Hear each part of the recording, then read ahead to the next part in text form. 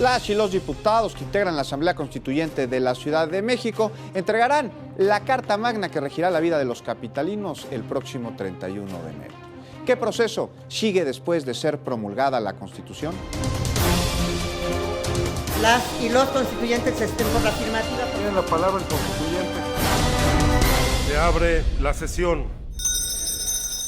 El día de hoy nos acompañan Paco Rubio, él es consultor en Motiva AC, y agradecemos su presencia también a Netzaí Sandoval, él es consultor en Derecho Constitucional.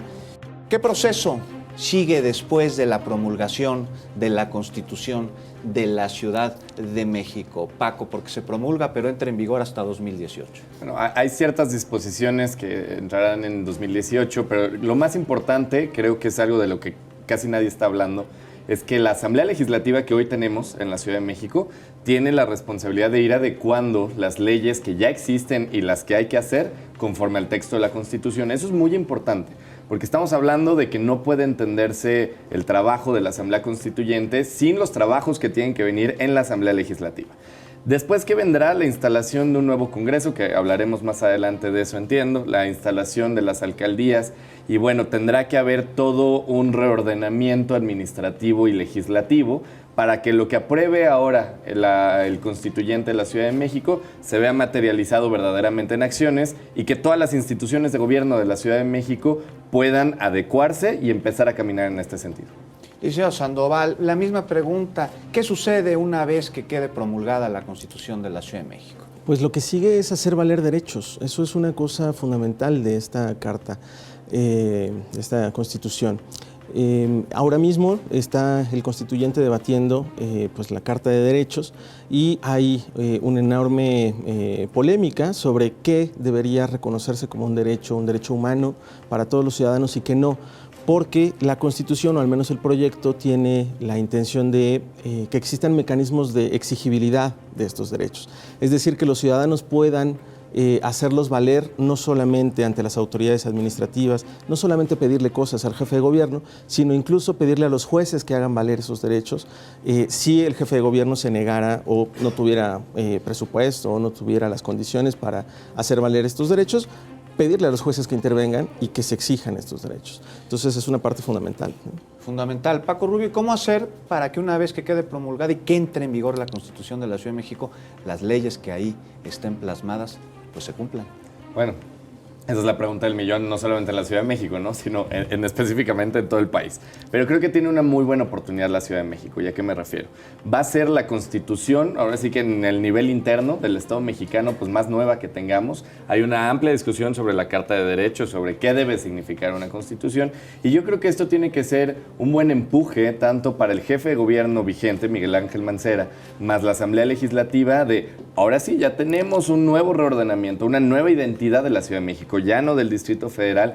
¿Qué tenemos que hacer para que toda esta Carta de Derechos, que es bastante amplia, se vea materializada? Y no solo eso, las nuevas obligaciones que vengan a todos los poderes, organismos autónomos y demás, verdaderamente se vayan cumpliendo. Uno, creo que es lo fundamental, que lo estamos viendo en el constituyente, tiene que haber mucha voluntad política, pero lo segundo es, con voluntad política y buenos deseos no se logran las transformaciones. Necesitamos leyes también de avanzada, no solamente una constitución, sino lo que tenga que venir con las leyes, y necesitamos una profesionalización de todos aquellos que sean servidores públicos en esta capital, para que se entienda la relevancia de un nuevo orden constitucional en esta capital que es de todas y todos. Hablas de buena voluntad, licenciado Sandoval, y yo te pregunto, sin prórroga, ¿el tiempo para que nuestra Constitución quede promulgada es el suficiente? No, no es suficiente. La verdad es que los diputados constituyentes tendrían que actuar con responsabilidad y darse el tiempo necesario para debatir una norma de esta importancia. No es adecuado que por temas de calendarios, de querer conmemorar una fecha, se pretenda acelerar los tiempos innecesariamente. Se están debatiendo temas cruciales para la Ciudad de México, simplemente el derecho de las mujeres a decidir sobre su propio cuerpo, en fin, hay temas muy importantes que son polémicos, por supuesto, y que necesitan un debate público que no puede omitirse, que no puede darse tras bambalinas, ¿no? Entonces, esto es importantísimo porque el proyecto original del jefe de gobierno, Miguel Ángel Mancera, tenía un contenido un poco vago. Una de las grandes críticas que se realizaron por diferentes actores y diferentes líderes de opinión era que este texto tenía declaraciones, descripciones, pero no necesariamente se ordenaba algo, no necesariamente estaba actuando como una ley. Y esto es algo importante. De hecho, nosotros en la Escuela de Derecho Ponciano Arriaga hicimos un análisis de la Constitución, de la iniciativa de Miguel Ángel Mancera.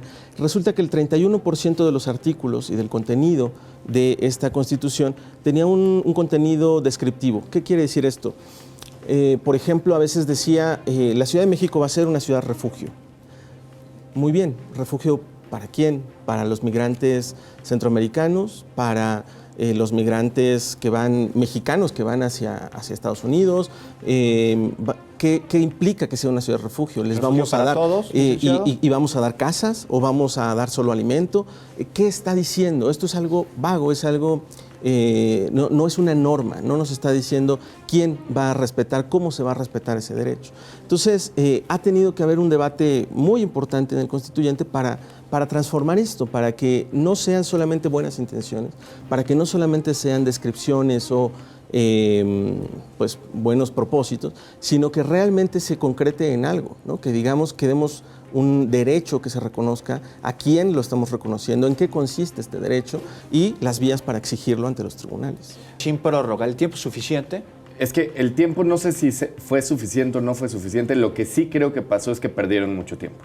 Hay prácticas parlamentarias, no solamente en la Cámara de Diputados y Senadores Federal, sino en los congresos locales, terribles, de perder mucho tiempo. La mesa directiva de la Asamblea Constituyente otorgó 10, 15 minutos, no recuerdo, para presentación de iniciativas a todos y cada uno de los diputados constituyentes, y esta es una perdedera de tiempo tremenda. También yo creo que dentro de la voluntad política tiene que haber una profesionalización parlamentaria, y sí hay que decirlo, esta Asamblea Constituyente tiene muchas y muchos integrantes que les hizo falta no solamente un curso de derecho parlamentario, sino las ganas de facilitar, de agilizar y sobre todo de no bloquear las sesiones dentro de la Asamblea Constituyente.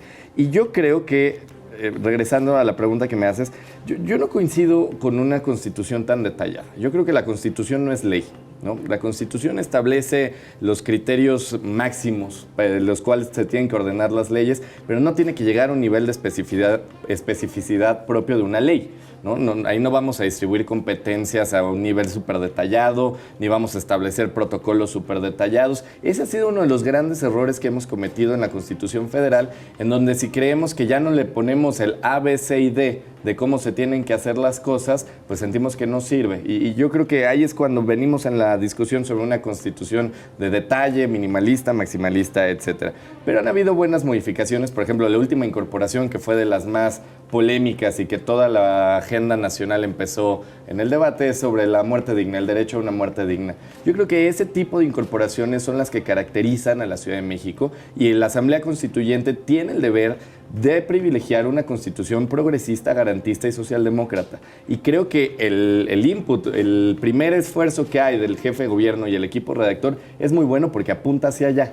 Ahora, las modificaciones que tengan que haber en este sentido de la Asamblea Constituyente tienen que ir hacia allá, y creo que lo están haciendo.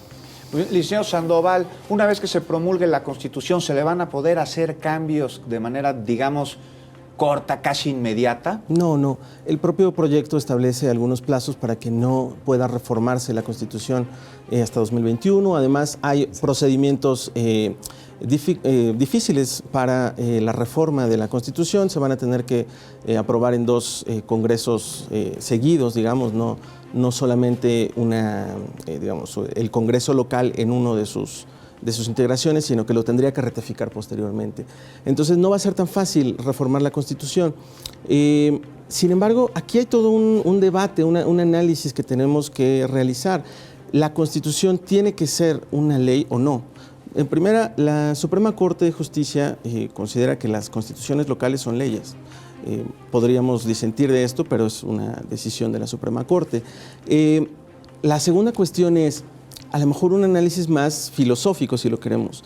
Es decir, las constituciones deberían tener un contenido normativo, deben considerarse una norma, deben ser una ley obligatoria, o deben ser una declaración de buenos deseos y de principios y de valores. Con esto va a cambiar la vida, la cotidianeidad Claro. de los habitantes de la Ciudad de México. ¿Qué cambios podremos ver una vez que se promulgue y entre en vigor la Constitución de la Ciudad de México y de manera inmediata? Y por favor, respóndanos a esta pregunta regresando de un corte. Estamos en hashtag Asamblea Constituyente. Regresamos.